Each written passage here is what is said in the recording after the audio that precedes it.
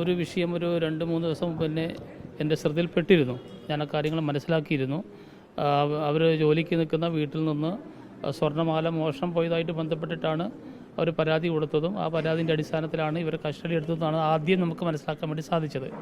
പിന്നീടാണ് അന്വേഷണത്തിൽ ആ മാല ആ വീട്ടമ്മയുടെ വീട്ടിനകത്ത് നിന്ന് തന്നെ കിട്ടി എന്നുള്ളതാണ് പിന്നീട് നമുക്ക് മനസ്സിലാക്കാൻ വേണ്ടി സാധിച്ചിട്ടുള്ളത്. ഏതായാലും ആ നമ്മുടെ ഈ തദ്ദേശീയ ജനവിഭാഗത്തെ ആ സഹോദരിയെ അത്ര സമയമെടുത്തുകൊണ്ട് വല്ലാത്ത രീതിയിലുള്ള ചോദ്യം ചെയ്യലും ഒക്കെ നടത്തിയത് ഒരു സാഹസമായിട്ടുള്ള ഒരു കാര്യമാണ്. അങ്ങനെ ചെയ്യാൻ പാടില്ലാത്ത കാര്യമാണ്. അത് മിനിസ്റ്റർ നിലയ്ക്ക് എൻ്റെ ശ്രദ്ധയിൽപ്പെട്ടിട്ടുണ്ട്. ആ കാര്യങ്ങൾ ഇടപെട്ടിട്ടുണ്ട്. പോലീസ് ഡിപ്പാർട്ട്മെൻറ്റ് ആ കാര്യങ്ങൾ വിശദമായിട്ടുള്ള പരിശോധനയ്ക്ക്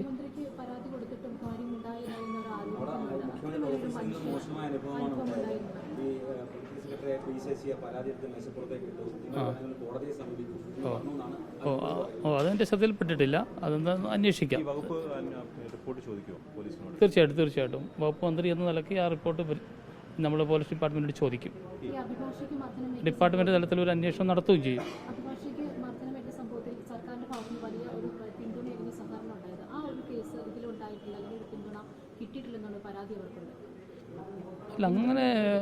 അങ്ങനെ ഒരു വിഷയം ഉള്ളതായിട്ട് എൻ്റെ ശ്രദ്ധയിൽപ്പെട്ടിട്ടില്ല. ആ കാര്യങ്ങൾ രണ്ടിനെയും ഒരേപോലെ തന്നെയാണ് ഗവൺമെൻറ് കണ്ടിട്ടുള്ളത്. ഈ മിനിസ്റ്ററുടെ PS അങ്ങനെ പെരുമാറിയെന്ന് എനിക്കറിയത്തില്ല. ആ കാര്യങ്ങൾ നിങ്ങൾ പറയുമ്പോഴാണ് മനസ്സിലാക്കാൻ വേണ്ടി സാധിക്കുന്നത്. അന്വേഷിക്കാം. അത് കുടുംബമായിട്ട് ബന്ധപ്പെടാൻ വേണ്ടി ശ്രമിച്ചിട്ടില്ല. പക്ഷേ പോലീസ് ഡിപ്പാർട്ട്മെൻറ്റുമായിട്ട് ബന്ധപ്പെട്ടിരുന്നു. മന്ത്രി എന്ന നിലയ്ക്ക് ഇങ്ങനെ വരുന്ന എല്ലാ കാര്യങ്ങളിലും പൊതുവേ ഞാൻ ഇടപെടാറുണ്ട്. അപ്പോൾ അതിൻ്റെ ഒരു നിജസ്ഥിതി നമുക്ക് പുറത്ത് കൊണ്ടുവരേണ്ടത് വളരെ പ്രധാനപ്പെട്ട ഒരു കാര്യം തന്നെയാണ്.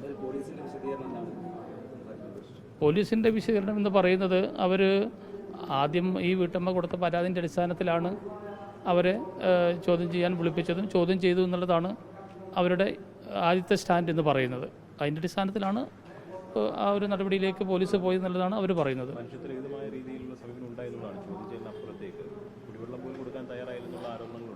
അതെ, അത് കൂടുതൽ അന്വേഷണം നടത്തിയാലേ നമുക്ക് പറയാൻ വേണ്ടി സാധിക്കുകയുള്ളൂ. അവർ അങ്ങനെ പറഞ്ഞു, വെള്ളം പോലും കൊടുത്തിട്ടില്ല.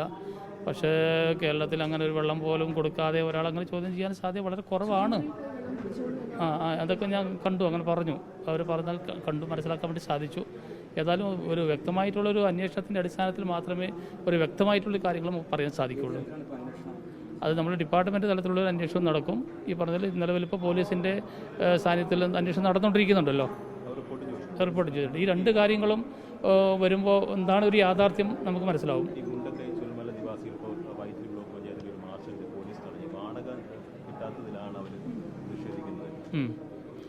അതെ, വാടക സ്വാഭാവികമായിട്ടും എല്ലാ മാസവും 5-ാം തീയതി 6-ാം തീയതി ആകുമ്പോഴൊക്കെയാണ് സാധാരണ കൊടുത്തു വരുന്നത്.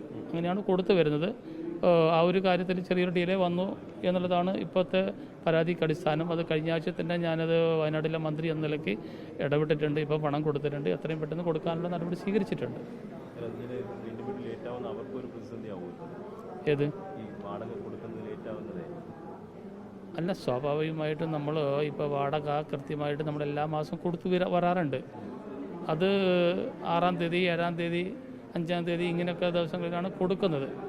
അപ്പോൾ ചെറിയ ഡിലേ വന്നതിൻ്റെ കാരണം എന്ന് പറയുന്നത് അവിടെ അവർക്ക് കൊടുക്കാനുള്ള പണം നമ്മുടെ കയ്യിലുണ്ടായിരുന്നു.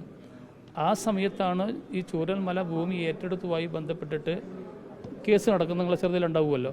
അപ്പോൾ പെട്ടെന്ന് തന്നെ പണം കോടതിയിൽ കെട്ടിവെക്കണം എന്ന് കോടതി ആവശ്യപ്പെട്ടതിൻ്റെ അടിസ്ഥാനത്തിൽ എത്രത്തോളം പണം ഉണ്ടോ അന്ന് രാത്രി തന്നെ ട്രഷറി തുറന്ന് ആ മുഴുവൻ പണവും എടുത്തിട്ട് നമ്മൾ കോടതിയിൽ കെട്ടിവെക്കുന്ന ഒരു സാഹചര്യത്തിലേക്ക് നമുക്ക് പെട്ടെന്ന് പോയി.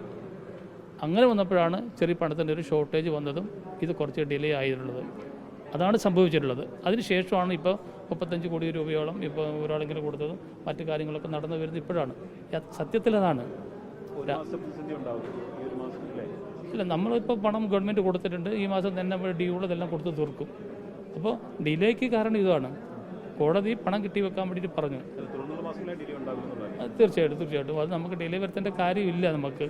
പക്ഷെ അന്ന് ഡിലേ ഉണ്ടായതിൻ്റെ കാരണം ഇതാണ്. അതായത് പെട്ടെന്ന് പണം കെട്ടിവെക്കാൻ വേണ്ടി പറഞ്ഞു.